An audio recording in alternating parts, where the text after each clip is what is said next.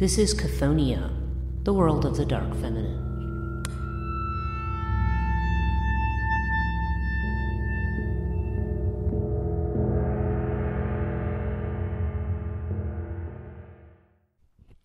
Hello and welcome to Chthoniya, podcast dealing with the dark feminine. I'm your host, Breach Burke. Today we are going to talk about another one of the Egyptian goddesses called Nephthys. Nephthys is, I think of her as being in contrast to Isis in the same way I tend to think of Artemis in contrast to Hecate. Or really it's the other way around, because both Artemis and Isis are upper world deities, dealing with the world on the earth, and both Nephthys and Hecate deal with the world, the underworld, what happens in the dark.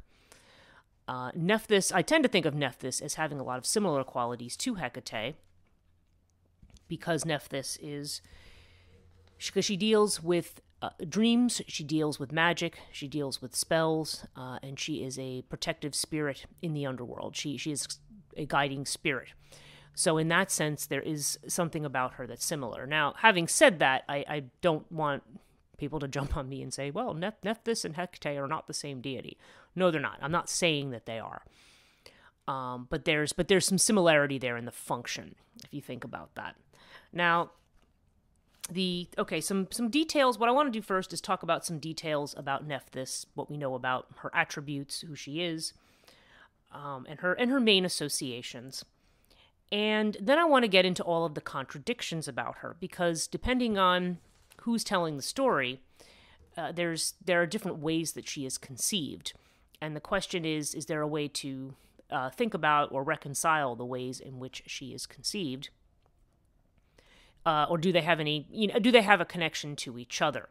It's worth noting that Egyptian mythology sometimes has varying stories. Sometimes they're contradictory and opposite. Relationships are very different than what they may be in another story.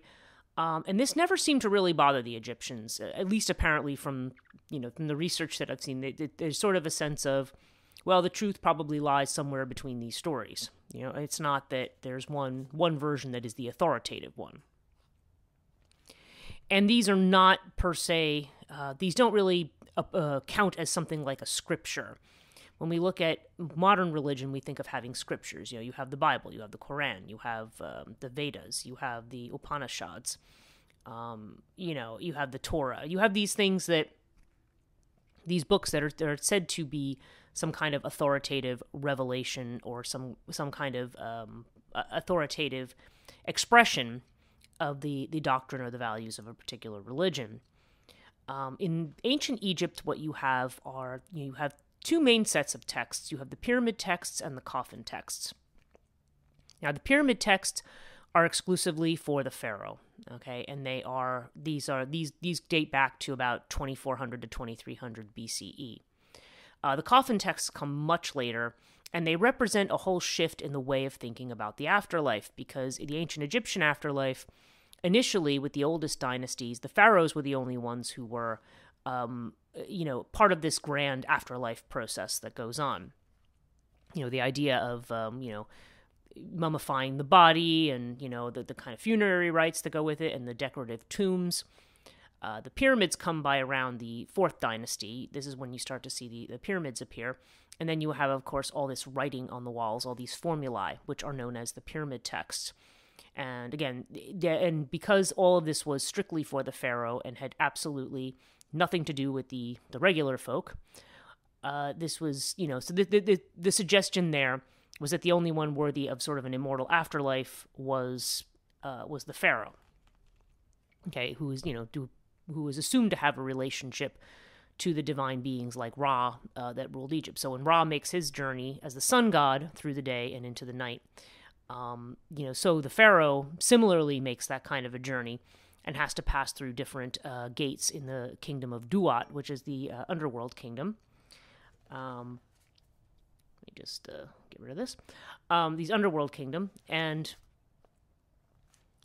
but this was, the regular people were considered to, when you die, that you went under the earth, but there wasn't this kind of, it was almost like they went under the earth and sort of continued to live life as they did above ground. Because they did conceive of a idea of a flat Earth with the underworld being on the reverse side of it. So it's a little bit different conception of the cosmos. One that does actually end up influencing a lot of Greek thinking and then later Roman thinking as well.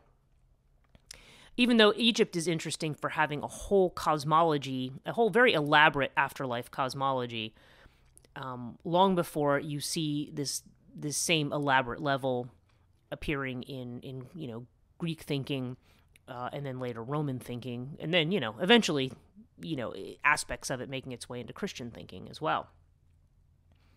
So let's talk about where she comes from. The oldest references to her are in the pyramid texts, and and there are other things too. By the way, I mean I'm not getting into all the Egyptian texts. There's the Book of the Dead. There's other texts which are relevant here, and Nephthys also appears in the Greek magical papyri as well. She's invoked, which I'm going to talk about. Okay, so let's talk about her symbolism, and then let's look at the pyramid texts first. The name Nephthys is often translated as mistress of the house, which is not really quite accurate. What her name actually means is more like mistress of the temple enclosure. She's mistress of the enclosure of this, and she's often represented sometimes as a pillar, or with a pillar. And the hieroglyph on the top of her head has been described as, it's funny because some places they look at it as though it's a kind of a chalice, because it looks like that. It looks like something like a rectangular bottom with a kind of a half moon shape on the top. And and she's holding usually a little winnowing fan staff. And so but however, what's actually on her head, it's a headdress in the shape of a house and basket. So it's like it's got an image of the house. It's got a little door on it and everything. Looks like a little window, and then the top part is actually a winnowing basket. So there's still the idea of a vessel of receiving, but she is. But that is her association. And oftentimes this is just looking at my notes here. She's says she's depicted on tombs and coffins as a protector of the dead, and specifically associated with the organs that are placed in canopic jars. And she looks exactly like her sister Isis, only they're only differentiated by their headdress. And they said Nephthys, while she's depicted with the basket on her head, sometimes depicted as a hawk or a woman in mourning. Okay, because that is another association of Nephthys. She's associated with the process of embalming, and also associated with lamentations, or the weeping or wailing for the dead. This was a common practice, a common chthonic practice throughout what we'll call the Near East and that northern African area. That it's a very common practice to when somebody dies. There's the idea of putting ashes on one's head and weeping and wailing, and there's usually the funerary rites would involve some kind of motion to downwards or to the underworld. You see this, in fact, usually around the 500s BCE, when I can't remember the exact dates now, but when Solon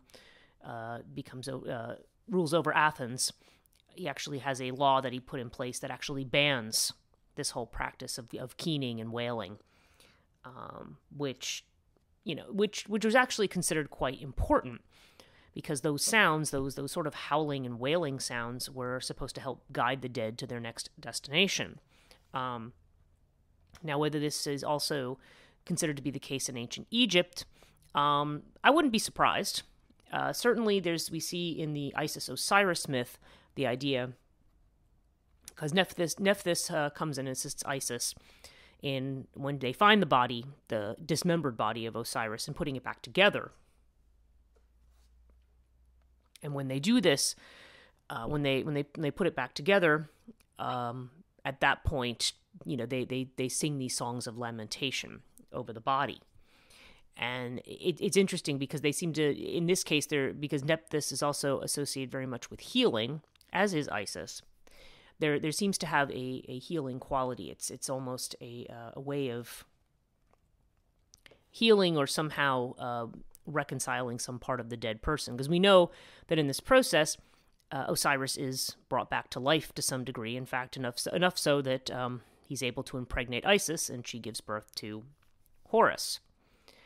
So Nephthys is, she has this association with these processes, but she seems to be a figure that's more on the edge. Now, in the pyramid texts, I'm just going to read a couple of them. In the sections that I have here, she's only mentioned a couple places. And the actual, the first one is number pyramid text 174. Nephthys, this is your brother here, Osiris, whom you have preserved alive. He lives, this Unas lives. He is not dead, this Unas is not dead. He has not gone down, this Unas has not gone down. He has not been judged, this Unas has not been judged. He judges, this Unas judges. Now, Unas is a name of, sometimes Onos is the name of a pharaoh, probably from the, he was probably, 5th dynasty, probably during the 15 to 30 years, probably during the mid, 2400s, thereabouts, in ancient Egypt. Probably he was considered to be the 9th and last ruler of the 5th dynasty. Now, whether this is a reference to Unas himself, I'm not an Egyptologist, so I don't know if it's been determined that he is that this is who this particular text is referring to specifically, or whether it's a name, that might have been associated with pharaohs. I'm not entirely sure. But it seems very likely that it's referring to this particular individual. There's another pyramid text that I think it's 222. Let me see if I can find it here. Utterance 222. Ascend and descend with Nephthys, sink into darkness with the night bark. Ascend and descend, ascend with Isis, rise with the day bark. Okay, so we see Nephthys mentioned in connection with this process of the night journey of the sun, in this particular case, the night bark.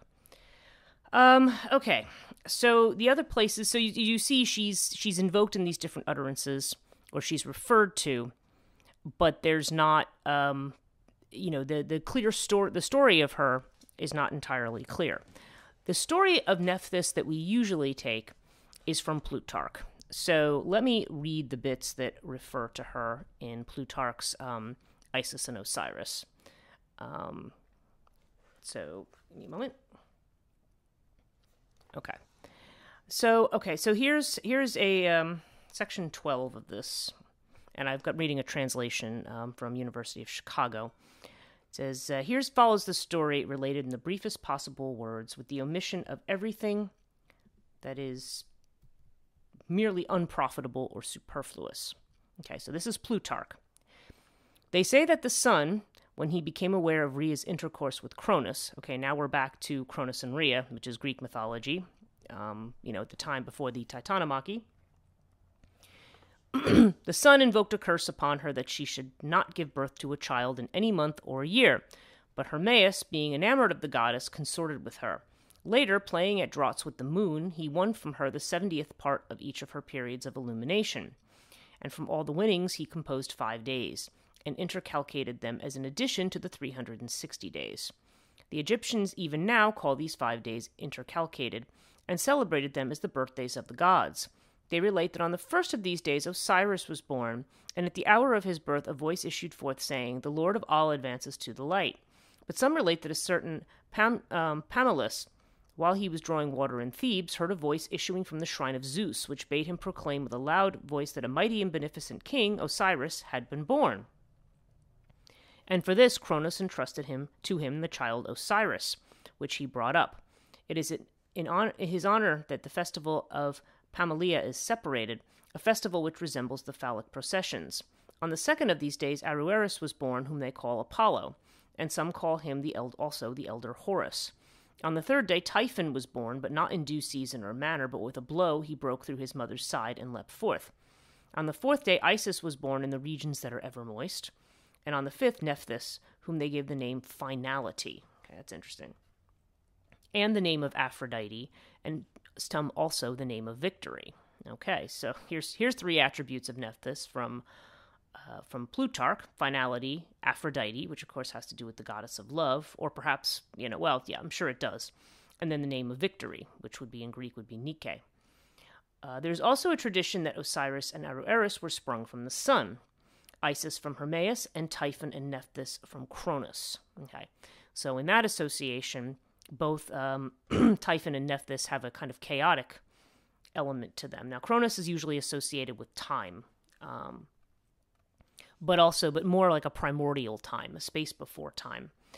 And so Nephthys, that would give Nephthys and Typhon a much more primordial kind of essence, if that were true.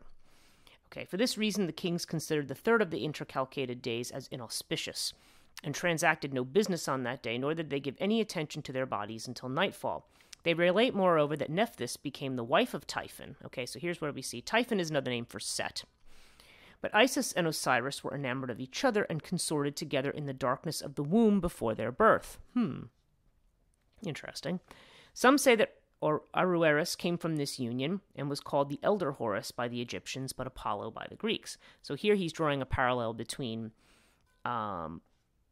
Apollo and Horus, rather than the god of the sun, even though Apollo later was associated with the sun. Okay, there's another story here. They relate also, this is in section 14 of Plutarch, that Isis, learning that Osiris in his love had consorted with her sister, meaning Nephthys, through ignorance, as we said, the two of them look kind of alike, in the belief that she was Isis, and seeing the proof of this in the garland of Melilote which he had left with Nephthys, sought to find the child, for the mother immediately after its birth had exposed it because of her fear of Typhon. So if Set knew that she had given birth to another child, he would have been very upset. And when the child had been found after great toil and trouble, with the help of dogs which led Isis to it, it was brought up and became her guardian and attendant, receiving the name of Anubis, and it is said to protect the gods just as dogs protect men.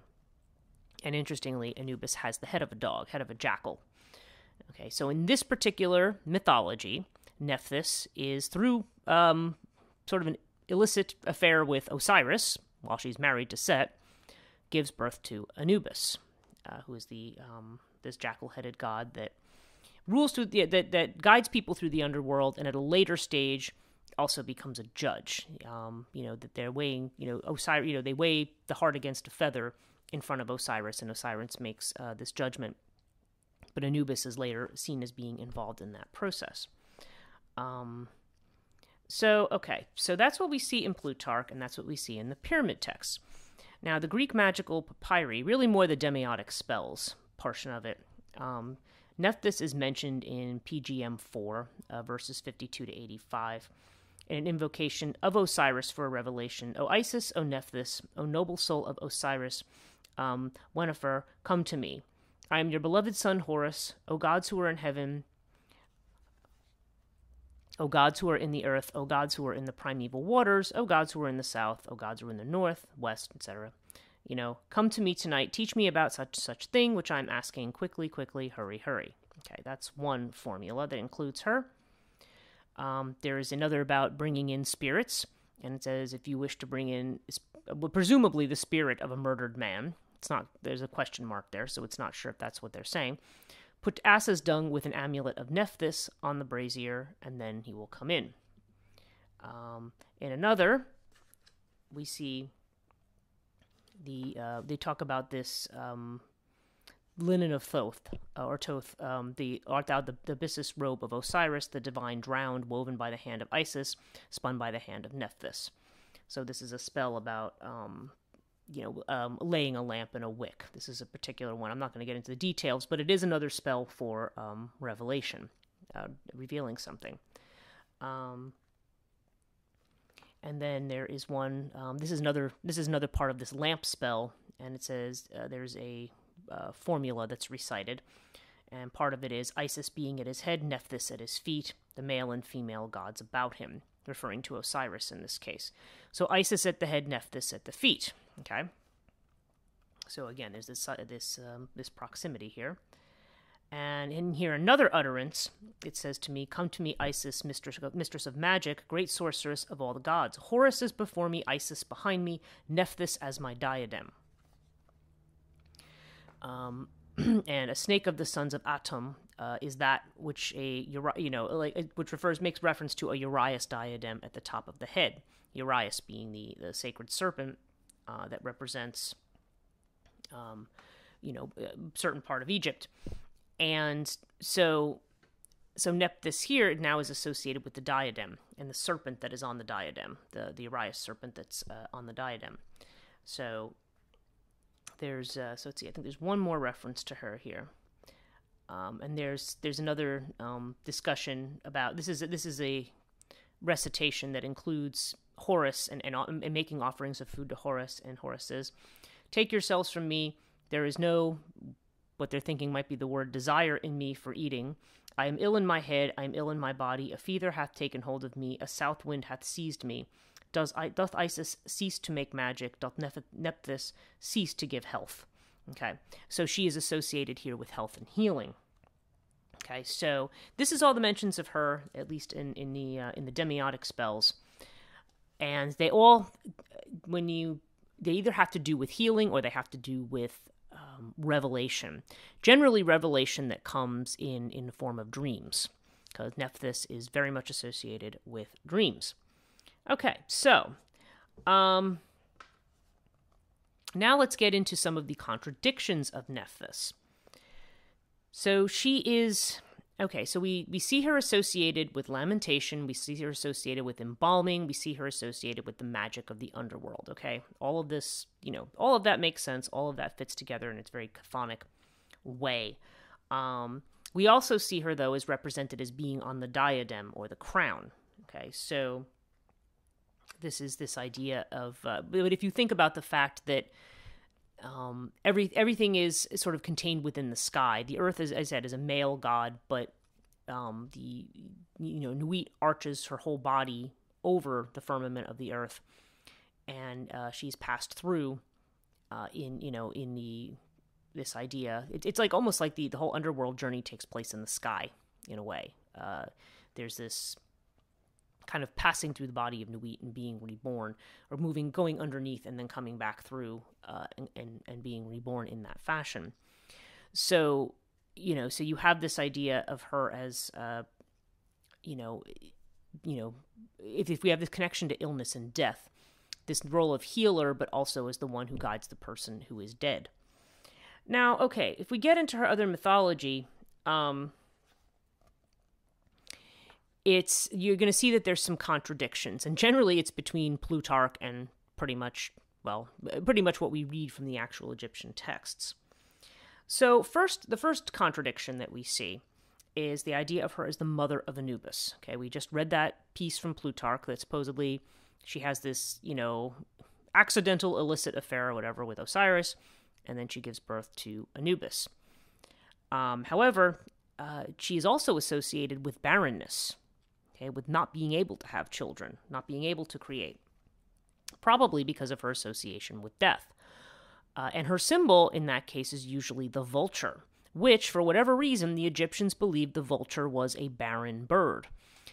Which, when you, if vultures were barren, they wouldn't reproduce, you wouldn't see more of them. But in any case, the vulture is associated with barrenness, and so. So this idea, so again, there's also this idea that Nephthys did not have any children. So, and that the Anubis story comes from Plutarch, so this comes from a much later period. It's later than the New Kingdom, because Plutarch, of course, is writing, when you have the Greco-Roman influence in Egypt in particular. Now, the other thing that's mentioned is that she's the wife of Typhon, or of Set. Now, Set is her brother, just as Isis and Osiris are married to each other. Set and Nephthys are portrayed as being that way. There are some versions of the Aeneid that suggest that Isis and Osiris are the pair, almost like later on we think about the Gnostic Aeons. Okay, these pairings that Isis and Osiris represent an orderly pairing that brings civilization and has to do with the upper world and the ordering of things, and that Nephthys, Set have to do with the bringing of chaos into the world and storms and things like that, that the two of them are paired that way. In fact, there are apparently some versions of the Nephthys story in which she's portrayed as being very ferocious. Okay. Let me just look at some of these symbolism and some of the notes here. It says in funerary role she was depicted as a kite, which is a type of bird, or as a woman with falcon wings, because she's also associated with the falcon. We see her associated with the vulture and then with the falcon. Usually outstretched as a symbol of protection, with the wings outstretched. Nephthys' association with the kite or the Egyptian hawk and its piercing mournful cries evidently reminded the ancients of the lamentations usually offered to the dead by wailing women. In this capacity, it's easy to see how Nephthys could be associated with death and putrefaction in the pyramid texts.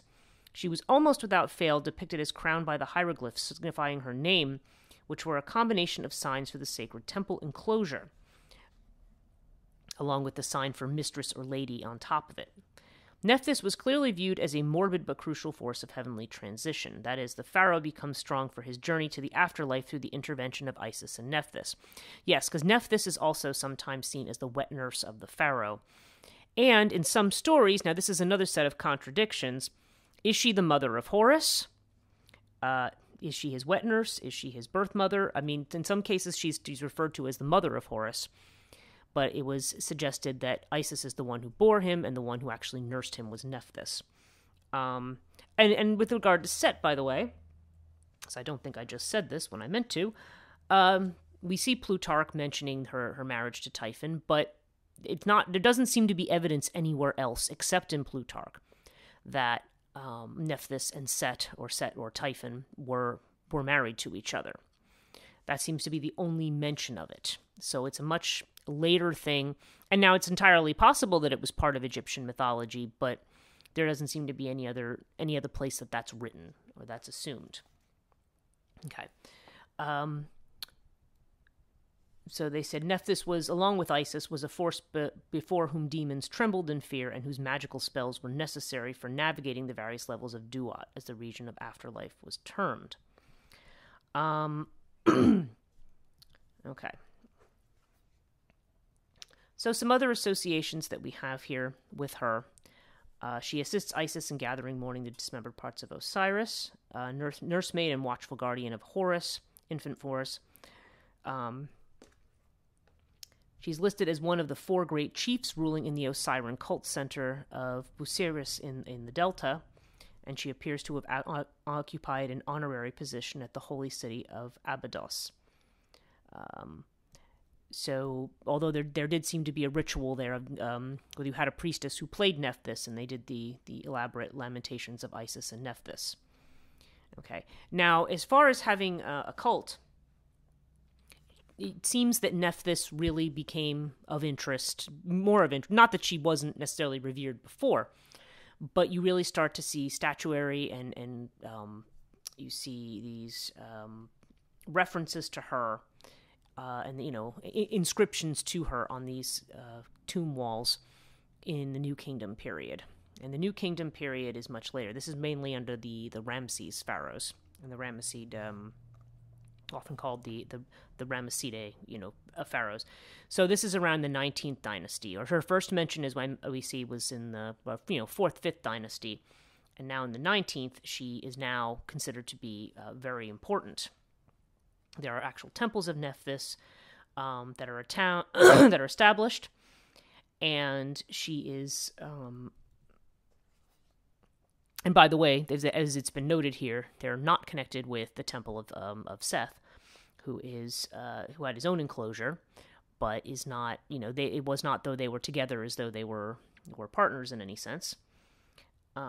This says the House of Nephthys was one of 50 individual landowning temples delineated for this portion of Middle Egyptian district in the Papyrus Wilbur.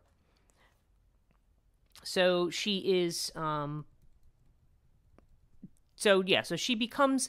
she gains this importance in the New Kingdom period, and the fact that it's during the Ramses period in particular, I was curious when I saw this about where this relates to the Amarna period, which is the period of, Akhenaten and his decision to make Atum the chief god, something almost akin to a monotheism. The Atum, the sun god, eclipses all of the other gods and is the only one of any importance.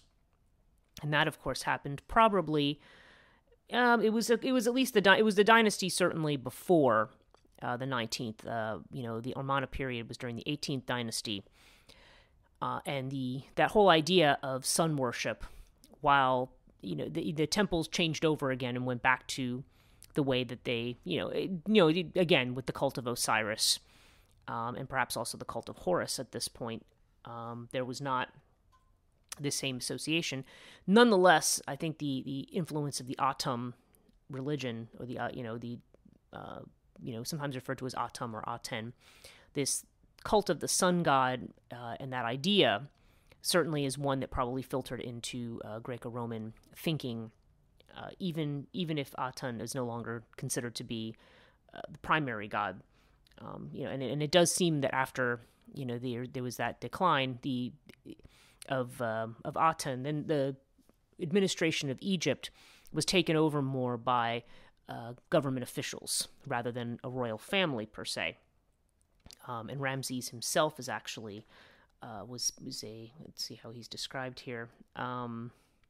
He was a vizier. He was who was appointed as the heir of Horemheb, and so he ascended the throne in 1292 BCE, and he was the first pharaoh of the 19th dynasty as Ramses I. So during that Ramses period, we really see Nephthys, as the Mother Nephthys as being a central figure, or at least a much more important and visible figure in Egyptian statuary art and in the tombs. So it's interesting to think, okay, well, there's this reinforced importance of that particular narrative, and of the role of this dark feminine mother in Egypt after you have this idea of this sun god. Of course, after the Ramses period, you have this third intermediate period, and then things start to decline. They become part, in actually 525, part of the Achaemenid Empire, and then after that, of course, they're part of the. They end up being subsumed into the Greco-Roman Empire in the with the Ptolemaic dynasties, and then you have this idea of Roman Egypt from about the year 30 BCE to about 641 CE. So they become subsumed by the Roman Empire. Probably, it's quite a bit after that. Actually, it's probably another, I'm going to say another 700 years after that. But but nonetheless, if you look at it in the broader picture, this seems to be a period of change and decline. That the Amarna period sort of substantially altered the religion in a big way, but interestingly, at this point, Nephthys ends up becoming a more prominent figure. Now it's difficult to know why. It's really just something I'm observing and noting that's of interest, that she's there. So, okay. So we've talked about all this, kind of looked at the background in which, her cult seems to have become more popular. We've looked at the way she appears in the demiotic spells, and the way she appears in Roman texts and in Plutarch. Although Plutarch, as you notice, refers to the Greek gods. The story that he tells about the playing draughts with the moon is actually one that exists in Egyptian stories, but they don't refer to Hermes, and they don't refer to, the sun god, and they don't refer to Cronus and Re. They refer to, Nuit. Nuit is the one who Ra does not want her to. He curses her so that she cannot give birth. And I do talk about this in the podcast on Nuit. So it's the same exact story. He's just applying Greek names to those deities.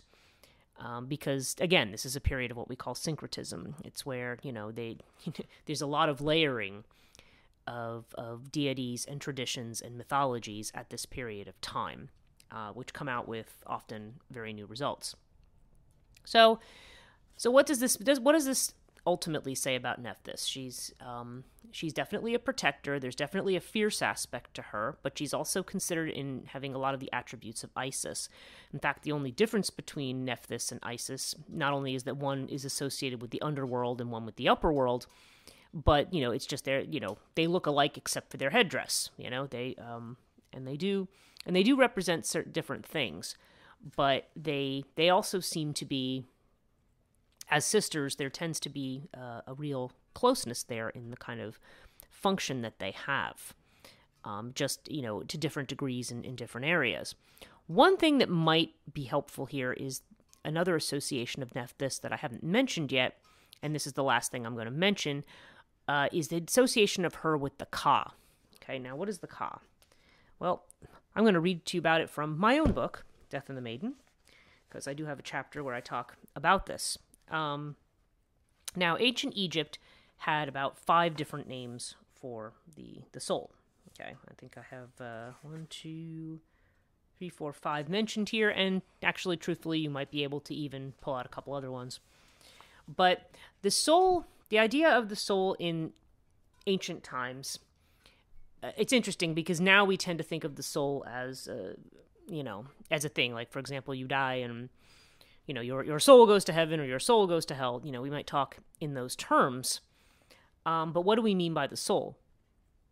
Obviously, Jung has his idea of the soul as being, this kind of a vital creative force that we have within ourselves. Okay, not just creative in a biological sense, excuse me, but also just, that this is part of what makes you, a living, interacting, conscious human with all of the tools that go along with that.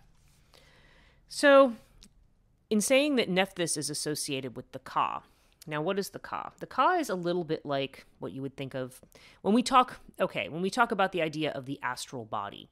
Now, this, by the way, is a very imperfect comparison because none of these terms translate exactly and specifically to concepts that we have.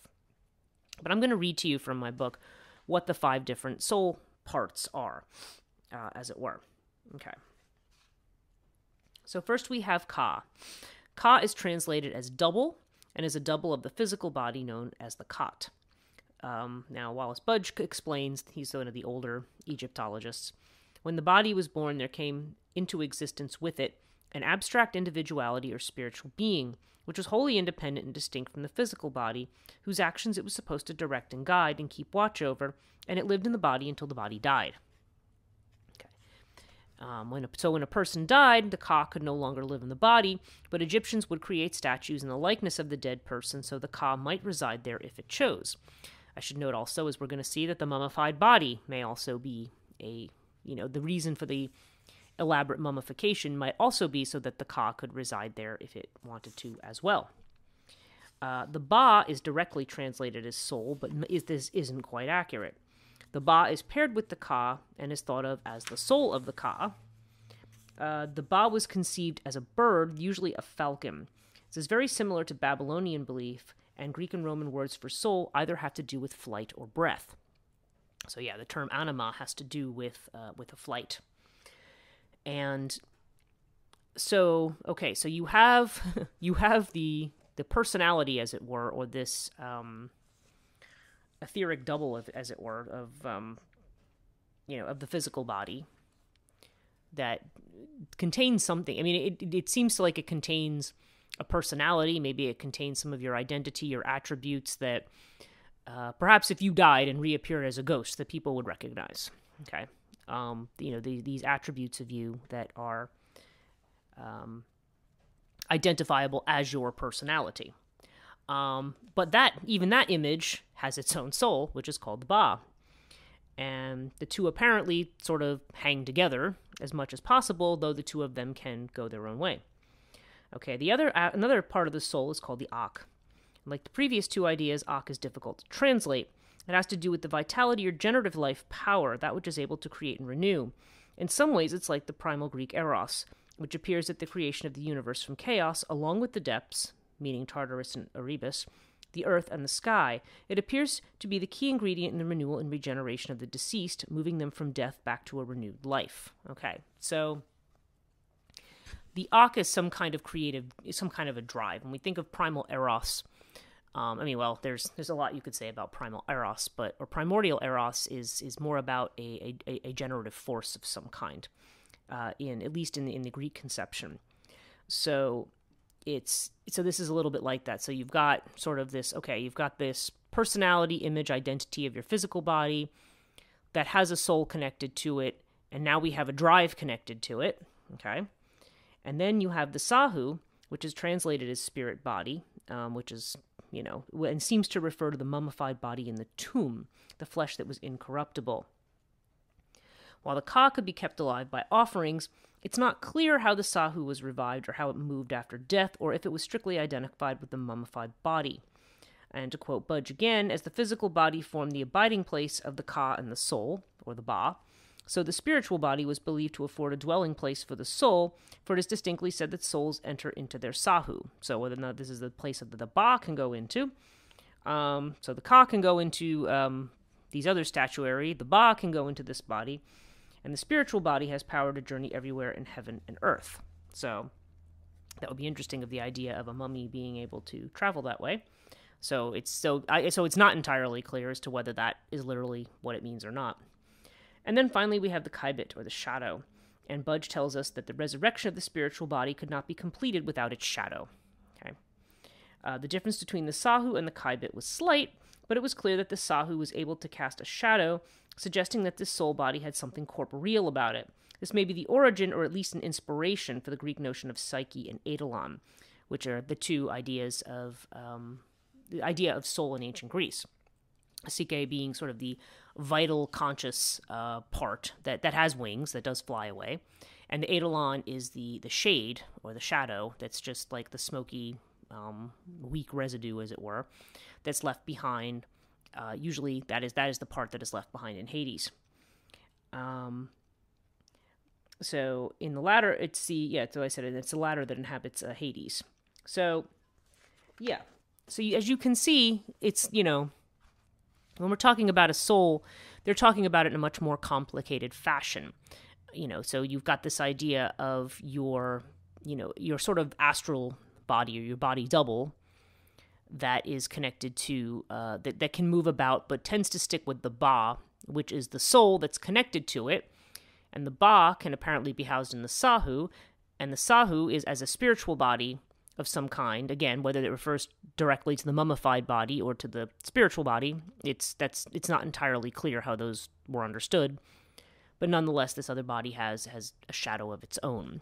So this is very interesting. It's a very corporeal way of thinking about the soul. Is a very material kind of a thing. Although still connected with air, because you have this idea of flight, at least to the idea that the Ba can fly. And they're also, so Nephthys is associated with the Ka, but given her association with the falcon, there could also be, this association with the Ba as well. And this would explain if she is considered to be the preserver, or the overseer, or somehow an embodiment of that in some fashion, then it's clear why she's involved in the embalming process, why she's involved in the whole death process, and making sure that the soul is able to be restored in the afterlife properly. It's very clear what her role would be in that case. And again, because there's so much of this also that connects in with human psychology. There does seem to be this. They do seem to be connected to these processes of of soul making, or of soul soul regeneration, and of course of safely passing through the regions of, again, to use Jung's term, of the collective, but also of just passing through these forces which can guide us, which can ferociously protect us, and also heal us in certain cases. So it tends to be more of a friendly and helpful kind of feminine figure or force. And it's interesting to me too to think of Nephthys as a kind of life force within the body, in the same way that I think of Shakti. Although Shakti to me implies something a lot stronger. Shakti is it's like a flame shooting up. It's very, very intense. But the conceptions there may be similar. This idea of this feminine life energy that permeates the body. Okay, so it's all very interesting. But Nephthys, certainly, she represents mystery, would represent the powers of intuition, all of these things that we associate with the feminine, and she sits sort of on this boundary, and deals with these things that are on the boundary, this place between life and death, and all of the ritual associated with it. And I think all of her contradictions, as contradictory as the stories are between what Plutarch says in the later time and what we see or don't see in the Egyptian texts, I think Nephthys is, it's very clear, in her role as guide, which is why, in my mind, I connect her to Hecate, although I am not saying that, somehow she is the same deity as Hecate. There isn't any place that would say that she is. But they seem to have assumed very similar roles. And when I think about the later Hecate of the Neoplatonists, you wonder if some of the Nephthys idea ends up being transferred to Hecate in this kind of, she's always sort of had a guide role, but later on Hecate almost takes on this role of being a savior of some kind. So, and again, that's not necessarily what Nephthys is, but she is part of the process of, somehow, in whatever sense it's intended, of quote unquote reviving the dead person to another life. So all interesting things to think about with regard to this particular Dark Mother. And she is, again, she's most certainly, like all the Dark Mothers, has her contradictory aspects, but she's definitely associated with those things that are, again, not of the conscious mind, not of the external world, or not of the apparent world. Maybe I should put it that way, because sometimes there's very little distinction between the internal and the external world. It's just a matter of how we perceive it and how we process things. So I want to thank you again for listening. Please check out Chthoniya.net for all of my work. I'm going to be, I'm constantly in a phase of working and reworking things there. And since right now I'm the only person who does this kind of work on my own site, along with recording, editing podcasts, editing video for the podcasts, and everything else I have going on. Sometimes I'm a little slow on the uptake with that, but Chthoniya.net generally has my full collection of work. And you will also see, if you want to follow me for the latest updates on what we're doing and what the newest podcast is, check out Chthoniya Podcast. It's 2 words on Facebook, 1 word on Instagram and Twitter, and just Chthoniya on YouTube. If you wish to support my work, patreon.com/Chthoniya. For $5 a month, you're guaranteed to get extra podcasts, and I always do something extra every month. And right now I'm actually trying to work on some additional benefits for people who are Patreon subscribers, now that I have a little bit more time to devote to doing that. For a long time I've been doing this podcast without as a really part-time thing, in addition to doing about 20 other things. And of course I'm always doing 20 things at a time, but now this is really my full-time gig. So I'm hoping to do a lot more and to build the community there in a much more proactive way. Thank you so much to the people who have been my patrons, who have supported me all this time. I really appreciate you. And thanks to everyone for listening. Till next time.